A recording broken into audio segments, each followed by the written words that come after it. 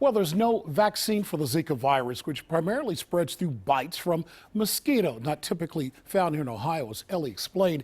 It could also be spread through sexual contact. So, what are the guidelines that health professionals are now following? NBC4's Ted Hart continues our team coverage. He's live tonight at the health department with the latest. What can you tell us, Ted?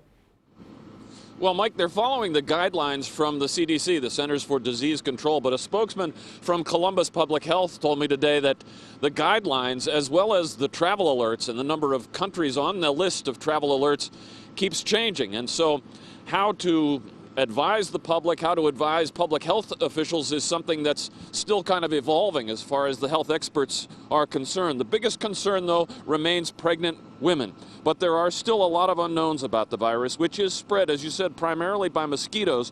There are some cases, though, of men who became ill from the virus and later transmitted the virus through sexual activity. So here in Ohio, health experts are trying to educate the public as well as healthcare providers, while at the same time trying to further educate themselves and prepare.